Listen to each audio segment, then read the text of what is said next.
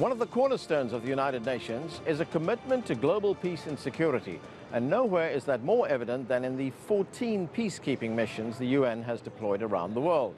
I spoke earlier with the head of UN Peacekeeping Operations about the role of his organization. Mr. Lacroix, thank you very much for joining us. Thank you.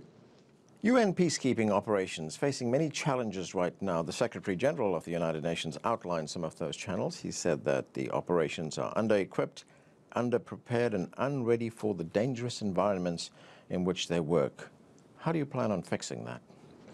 I think it's important to speak about the challenges of peacekeeping, but not forgetting their achievements, because they have been successful in many countries like Liberia, Côte d'Ivoire more recently, and also saving tens of thousands of lives every year and protecting millions of civilians. But at the same time, it's true that we have challenges that are very significant. We have much more dangerous environments. We have a higher degree and higher number of fatalities in our mission. And we also have political solutions that are not forthcoming. So we have to face these challenges, and this is the approach that the Secretary General has adopted with his initiative, Action for Peacekeeping. It's about improving performance. It's about impressing upon our member states that if we want to address these challenges effectively, we have to work collectively with all member states, and we also have to work on advancing political solutions, because peacekeeping is a tool to help create conditions for political solution. You get your mandate from the Security Council. Are they giving you the resources to fulfill that mandate? First of all, I think it is important to make sure that our mandates are prioritized. We operate in difficult and dangerous environments.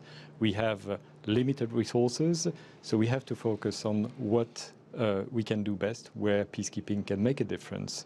And I think this is a very important point that member states understand much better now. On the other hand, we are conscious that we have to use our resources in the most cost-effective way, and at the same time, peacekeeping, particularly in those dangerous environments, requires adequate resources. We need to be better protected, we need to have the right equipment, we need to have the right training, and there's a lot that has to be done in those areas. So this initiative that the Secretary General is undertaking, this Action for Peacekeeping, will it address those things? Absolutely. Action for Peacekeeping is an initiative with three objectives. First of all, explain to member states what the key challenges to peacekeeping are today. Second, explain to the member states what we are currently doing to try to address these challenges, our action plan for performance and reduce number of fatalities in peacekeeping, the very strong energetic action that we're taking against misconduct in peacekeeping, particularly sexual exploitation and abuse, the independent reviews that we're carrying out on all our mission to take a fresh look at their mandates and how they're implementing these mandates. But it's also, Action for Peacekeeping is also about telling member states, we cannot succeed without your support. We need your stronger engagement. And in view of these need to enhance the engagement of member states, the Secretary General shared with them a declaration of shared commitments, which basically are about committing us, the Secretariat, the UN, but also the member states, to a stronger support to peacekeeping in the different areas. Political support, support on performance, training equipment, support on partnership. And we were very pleased to see that as of today, we already have 122 member states who have endorsed this declaration of shared commitment. This is very encouraging, and the number are increasing rapidly.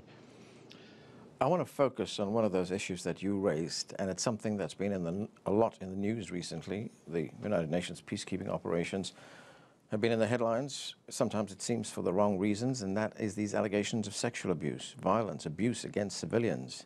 How widespread is that, and what are you doing about it? Well, I think, first of all, the fight against these behaviors, unacceptable behavior, is a top priority for all of us, because it's actions of a very few people, but it has tarnished the reputation of peacekeeping, And also it's damaging to the work that the immense majority of our colleagues are doing in the field, protecting civilians, advancing peace. Now, we have taken a number of very strong measures to both support victims with the victim rights advocate, and the role is to help victims have their right accepted and recognized. The reactivity of member states when there are allegations is much better than it used to be, because there's a greater awareness.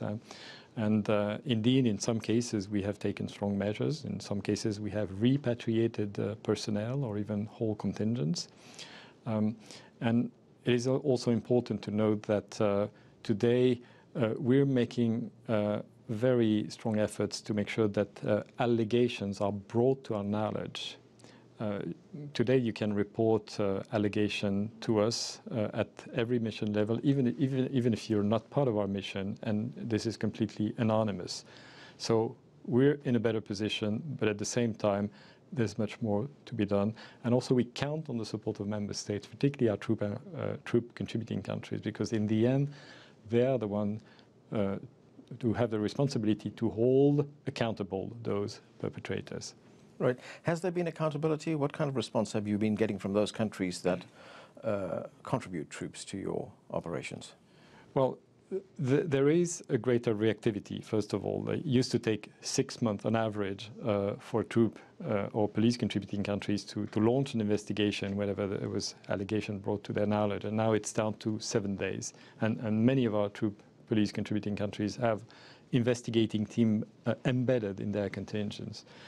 We've already seen in a number of cases very tough sentences brought against those who were recognized as guilty for these acts. As I say, we did on our side take very strong measures that would include, in some cases, repatriating contingents or units. But I think there's more that has to be done, and one area in which I think we should make a stronger effort to make sure that all our troop contributing countries make sure that if individuals are recognized as guilty of these acts, then they would be held accountable, and there would be justice rendered as a result of these acts. What about the cost of peacekeeping operations? You're facing budget cuts right now. The United States contributes a large amount of money to peacekeeping operations, and we're hearing that the United States wants to reduce that budget. Well, I think it is important to recognize the fact that we need to be cost effective, and we're working very hard on this. We've taken measures on a number of areas, particularly the use of our air assets, which resulted in significant savings. I think it's important to note that the average cost of an individual peacekeeper has declined significantly over the last 10 years. So we are conscious about that. At the same time, we also tell our member states it's important for you to recognize that peacekeeping, particularly in this dangerous environment, requires adequate resources. We need equipment to protect ourselves. We need better training. We need to anticipate potential attacks. So it's a matter of balancing the constraints and at the same time the obvious need to be cost effective. What about something like the operation that China has introduced, which is to keep a standby force? China has a standby force of 8,000 troops. Should you have more countries doing that? We really appreciate what China is doing, not only by way of providing us with very good troops and police in many of our peacekeeping missions, but also in being forthcoming in training and preparing more troops for peacekeeping. We need high-quality troops. We need high-quality assets. We also need the support of countries like China, which have the potential not only to help us address the deficit that we have in high-quality assets, but also help others, troop and police contributing countries, raise the level of capacity. So the answer is yes, of course. We call on other troop and police contributing countries and other countries to help us in that regard. Now, you have made a commitment to increasing, for instance, diversity in your peacekeeping forces. There's only about a fifth of peacekeeping forces right now is female, 21%. What's been the greatest barrier to getting more females involved? Certainly, we need to continue our efforts to increase the number of female in peacekeeping. I keep saying that more women in peacekeeping means a more effective peacekeeping. So it's really a question of effectiveness. Now, we have to face one issue, which is that the resource of, particularly of uniformed women, is scarce in most of the armed and security forces of our partners. So we call on them to make efforts to improve that. And we certainly call on them to provide us with more female peacekeepers, female officers and also police officers. At the same time, I think we need to make sure that we have the right environment for female to feel comfortable working with us in peacekeeping. If you look at your operations right now, you have operations in the Democratic Republic of Congo, Central African Republic, in Mali, in South Sudan. At what point do you decide that you can withdraw your forces? Is that a decision you take, or is that the Security Council that makes that decision? Well, it's certainly a decision for the Security Council. As I said, peacekeeping is a tool to create conditions conducive to the advancement of political solutions. Yeah. That's really the key objective of peacekeeping.